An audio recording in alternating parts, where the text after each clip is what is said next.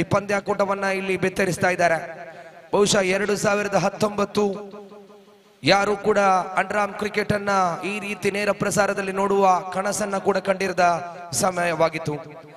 ಆ ಸಮಯದಲ್ಲಿ ಬಹುಶಃ ಇರ್ಫಾನ್ ಬೆದ್ರಾರ್ ಅವರು ತಮ್ಮ ಮೊಬೈಲ್ ಮುಖೇನವಾಗಿ 2019ರಲ್ಲಿ ಮೂಡಬಿದ್ರೆ ಪರಿಸರದಲ್ಲಿ ನಡೆಯುವ ಪಂದ್ಯಾಕೂಟಗಳಲ್ಲಿ ನೇರ ಪ್ರಸಾರವನ್ನ ಮಾಡ್ತಾ ಇದ್ರು.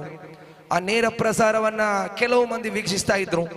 ಯಾರು ಕೂಡ ಕಂಡಿರದಂತಹ ಕನಸಾಗಿತ್ತು ಈ ರೀತಿಯ ಟೆಕ್ನಾಲಜಿಯೊಂದಿಗೆ ಅಂಡ್ರಾಮ್ ಅನ್ನ ನೋಡ್ತೇ ಎಂಬ ಕನಸು. ಆದರೆ ಇರ್ಫಾನ್ ಬೆದ್ರಾರ್ ಅವರ ಆ ಸಾಹಸ ಮುಂದೊಂದು ದಿನ ಕ್ಯಾಮರಾಗಳ ಮುಖೇನವಾಗಿ ಪಂದ್ಯವನ್ನ ಬಿತ್ತರಿಸುವಂತಹ ಹಂತಕ್ಕೆ ಬಂತು.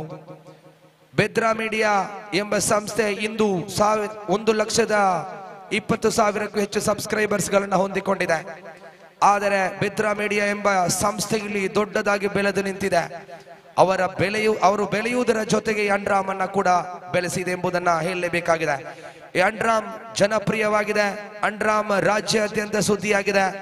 ಅಂಡ್ರಾಮ್ ದೇಶಾದ್ಯಂತ ಸುದ್ದಿಯಾಗಿದ್ರೆ ಅದರ ದೊಡ್ಡದೊಂದು ಪಾಲು ಇರ್ಫಾನ್ ಬೆದ್ರಾರ್ ಅವರಿಗೆ ಸಲ್ಲಲೇಬೇಕಾಗಿದೆ. ಯಾಕಂದ್ರೆ ಬೆದ್ರಾ ಮೀಡಿಯಾ ಎಂಬ ಸಂಸ್ಥೆಯನ್ನ ಸ್ಥಾಪಿಸಿ ಮೊದಲಿಗೆ ಅತ್ಯಮೋಘವಾಗಿ ಒಂದು ಕ್ಯಾಮರಾದೊಂದಿಗೆ ಆರಂಭಗೊಂಡಂತ ಅವರ ಯಾತ್ರೆ ಈ ದಿನ ಉರ್ವಾ ಮೈದಾನದ ಯುನೈಟೆಡ್ ಟ್ರೋಫಿಯನ್ನ ಬಿತ್ತರಿಸುವ ಸಂದರ್ಭದಲ್ಲಿ 5 ಕ್ಯಾಮರಾ ಕಣ್ಣುಗಳು ಈ ಪಂದ್ಯಾಕೂಟವನ್ನ ಸೆರೆ ಹಿಡಿತಾ ಇದ್ದಾರೆ. ಟೆಕ್ನಾಲಜಿಯೊಂದಿಗೆ ಅಂಡ್ರಾಮ್ನಲ್ಲಿ ತೃತೀಯ ತೀರ್ಪುಗಾರರಿಗೆ ತೀರ್ಪನ್ನ ನೀಡುವಂತಹ ಒಂದು ಕನಸನ್ನ ಕೂಡ ನಾವು ಕಂಡವರಲ್ಲ.